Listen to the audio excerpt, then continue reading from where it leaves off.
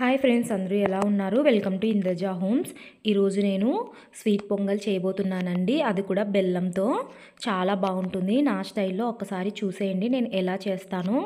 ముందుగా ఒక గ్లాసు బియ్యం, అర గ్లాసు పెసరపప్పుని కడిగి నానబెట్టుకోవాలి. ఒక హాఫ్ అన్ అవర్ కానీ 1 అవర్ కానీ ముందుగా అలా నానబెట్టుకున్న బియ్యాన్ని మనం పొయ్యి మీద పెట్టుకొని మెత్తగా ఉడకనివ్వాలి. ఇలా 80% వరకు బాగా ఉడికిపోవాలి. 80% ఉడికిన తర్వాత అందులోకి ఒక 1/4 లీటర్ పాలు యాడ్ చేసుకోవాలి. చాలా కమ్మగా ఉంటుందండి. ప్రసాదాలకు కూడా మనం నవరాత్రులు చేసినప్పుడు కూడా ఇది చేసుకోవచ్చు. చాలా అంటే చాలా బాగుంటుంది. నేను చేసే విధంగా చేసి చూడండి, డెఫినెట్గా మీకు కూడా నచ్చుతుంది.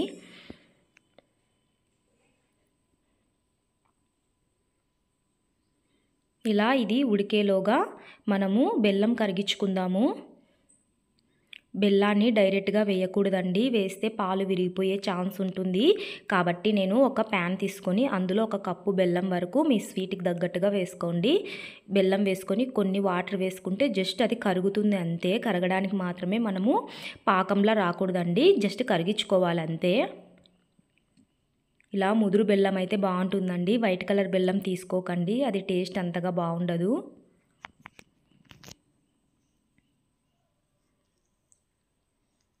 చూసారు కదా, ఇలా కరగాలంతే.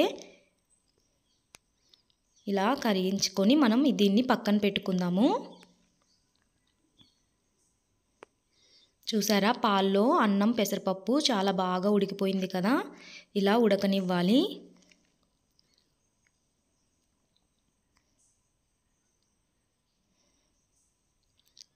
ఇలా ఉడికిన తర్వాత పక్కన కరిగించి పెట్టుకున్న బెల్లం మిశ్రమాన్ని కూడా వేసుకోవాలి.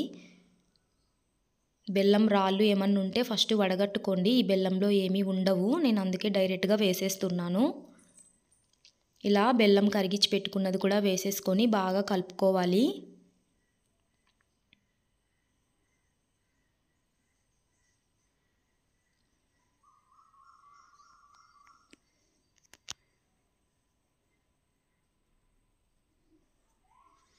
ఇలా అంతా కలుపుకున్న తర్వాత ఏలాచులు, ఒక 2 ఏలాకులు పౌడర్లా చేసుకొని అవి కూడా ఇందులో యాడ్ చేసుకుందాము.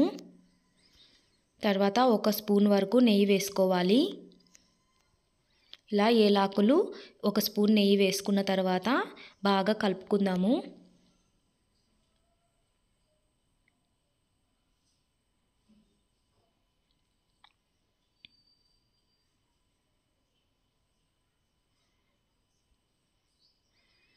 చూసారు కదా ఎంత బాగుందో.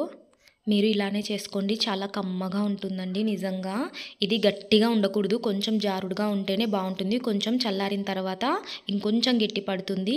ఇలా ఉడికిన తర్వాత ఆఫ్ చేసేసుకొని మనం డ్రై ఫ్రూట్స్ మీ దగ్గర ఉన్నవి నేతిలో వేయించుకొని ఇందులోకి యాడ్ చేసుకుందాము.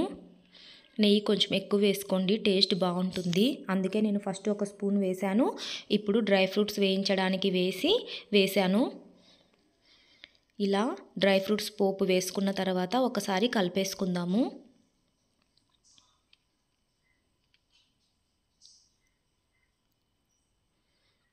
మీకు కనుక ఈ వీడియో నచ్చుంటే లైక్ చేయండి, షేర్ చేయండి. నా ఛానల్ని తప్పకుండా సబ్స్క్రైబ్ చేసుకోండి ప్లీజ్ అండి. చూసిన వాళ్ళు నా ఛానల్ని సబ్స్క్రైబ్ చేసుకోండి. మీకు తెలిసిన వాళ్ళకు కూడా నా వీడియోని షేర్ చేయండి, సపోర్ట్ చేయండి ప్లీజ్. అంతేనండి, ఎంతో కమ్మగా ఉండే స్వీట్ పొంగల్ రెడీ అయిపోయింది. ఇది యాక్చువల్గా నేను అయ్యప్ప స్వామి ప్రసాదం ఇస్తారు కదండి, అది మా ఇంటికి ఒక బాటిల్ వచ్చింది. అందుకోసమని నేను ఇది చేశాను. మా ఆయన దీని కాంబినేషన్తో తింటారండి. అది ఇందులోకి వేసుకొని 1 స్పూను ఇందులో కాంబినేషన్ తింటారు. అందుకే నేను ఇది ఈరోజు చేయాల్సి వచ్చింది.